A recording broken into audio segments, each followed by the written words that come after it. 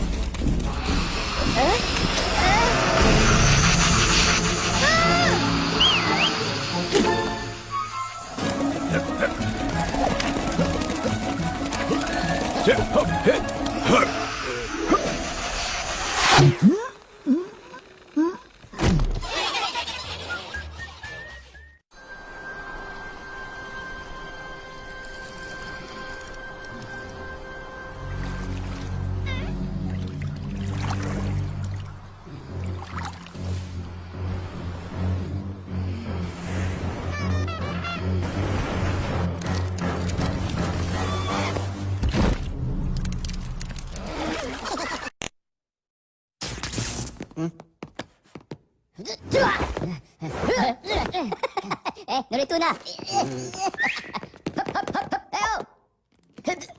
Wimpo!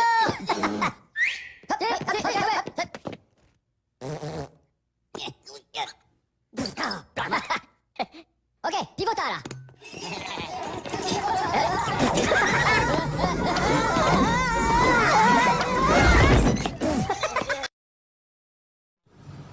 Alhamdulillahirabbil alamin. Bagaimana soleh-soleha semuanya? Setelah kita menyaksikan tayangan video tentang persatuan-kesatuan tadi, mudah-mudahan kita bisa mengambil hikmahnya sehingga kita senantiasa menjalin persatuan dan kesatuan. Kenapa? Karena itu merupakan bagian dari pengamalan Pancasila sila ketiga, yakni persatuan Indonesia yang dilambangkan pohon beringin.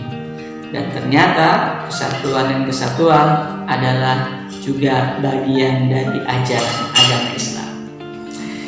Teman-teman soleh-soleha yang dirahmati oleh Allah Subhanahu wa Ta'ala, berbicara tentang pertumbuhan pada hewan, kita tadi sama-sama menyaksikan tayangan videonya bahwa di sana ada beberapa gambaran hewan-hewan, di antaranya semut, kemudian ada kepiting, ada juga penguin. Ternyata setelah kita perhatikan pada pertumbuhan hewan tersebut, anaknya atau anak dan ibunya atau induknya memiliki karakter sifat fisik yang sama.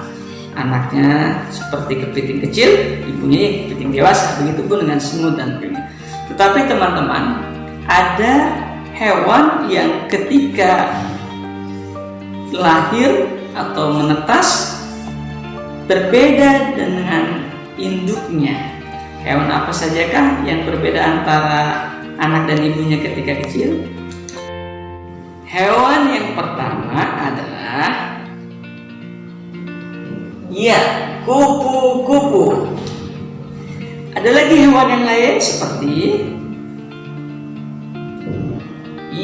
nyamuk. Dua hewan tersebut ketika menetas, anaknya tidak mirip dengan induknya. Perubahan tersebut bisa dikatakan dengan metamorfosis sempurna. Seperti apa sih perkembangbiakan kehidupan dua hewan ini? Kita simak satu persatu. Yang pertama, kita lihat perkembangbiakan hewan kupu-kupu. Selamat menyaksikan. Pada perkembangbiakan kupu-kupu, perhatikan, Kupu-kupu berkembang biak dengan cara bertelur. Lalu telur-telur tersebut menetas menjadi seekor ular atau larva. Sangat berbeda dengan induk kupu-kupu. Anak kupu-kupu kecil adalah seekor ulat atau larva. Kemudian ulat tersebut berubah menjadi kepompong dalam waktu 1-2 minggu. Kepompong tersebut barulah berubah menjadi seekor kupu-kupu muda yang mirip dengan induknya atau kupu-kupu dewasa. Begitupun dengan nyamuk. Perhatikan proses cara perkembangbiakan pada nyamuk. Nyamuk berkembang biak dengan cara bertelur. Kemudian telur-telur tersebut menetas menjadi jentik-jentik nyamuk. Lama kemudian jentik-jentik nyamuk tersebut berubah menjadi seekor kepompong dan lama-lama berubah kembali menjadi nyamuk muda dan akhirnya kembali seperti induknya. Demikian perkembangbiakan atau pertumbuhan hewan, baik yang bertumbuh secara sempurna atau tidak sempurna yang kita kenal dengan metamorfosis.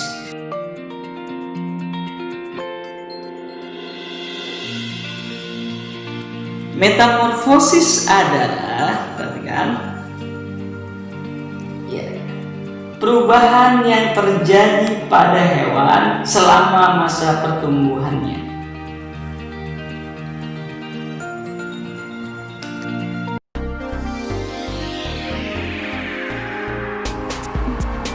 Assalamualaikum warahmatullahi wabarakatuh.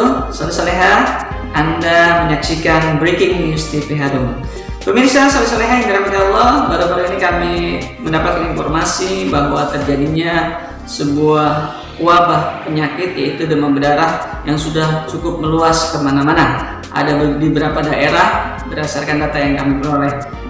Silakan kepada reporter Bapak Mujiono untuk menyampaikan kondisi terkini di beberapa daerah. Silakan Pak Mujiono. Terima kasih Pak Muji. Pemirsa, berdasarkan data dari Kementerian Kesehatan Indonesia atau Kemenkes, bahwa jumlah kasus demam berdarah dengue atau yang kita kenal dengan DBD sudah mencapai 71.633 kasus. Maka dari itu, kondisi seperti ini perlu ditingkatkan upaya kesadaran masyarakat bersama pemerintah untuk senantiasa menjaga kebersihan. Di antaranya adalah dengan membersihkan tempat-tempat yang dapat menggenangi air sehingga nyamuk pembawa virus DBD tersebut bisa kita cegah secara bersama-sama. Demikian informasi, saya kembalikan ke studio bersama Pak Muji. Silakan Pak Muji. Terima kasih reporter Mujiono telah menyampaikan beberapa informasi terkait jumlah kasus data DBD yang kita kenal dengan demam berdarah dengue. Demikianlah Breaking News TV Harum pada kesempatan pagi hari ini, semoga bermanfaat dan selamat pagi. Assalamualaikum warahmatullahi wabarakatuh. Baik, saleh-salehah yang dirahmati oleh Allah Subhanahu wa taala. Setelah kita menyaksikan breaking news, berita terkini yang tadi disampaikan, bahwa kita sudah mengetahui bahwa kondisi terkini adalah meningkatnya kasus demam berdarah. Maka dari itu, saya Pak Muji mengajak soleh-solehah semuanya untuk senantiasa menjaga kebersihan diri, keluarga, lingkungan, dan masyarakat. Kenapa kita harus melakukan sebuah kebersihan? Perhatikan, kata Rasulullah SAW di bawah ini, at-tuhuru syatrul iman. Kebersihan sebagian dari iman. Saleh-salehah yang dirahmati oleh Allah Subhanahu wa taala, maka ketika kita melakukan sebuah hal amal soleh yakni kebersihan, itu sangat bernilai pahala besar di sisi Allah Subhanahu wa taala dan merupakan amalan dalam ajaran agama Islam. Berbicara tentang meningkatnya kasus wabah demam berdarah. Pak Muji punya soal cerita buat soleh-solehah semuanya. Perhatikan soal berikut ini. Di kota tempat tinggal Ahmad telah terserang wabah demam berdarah.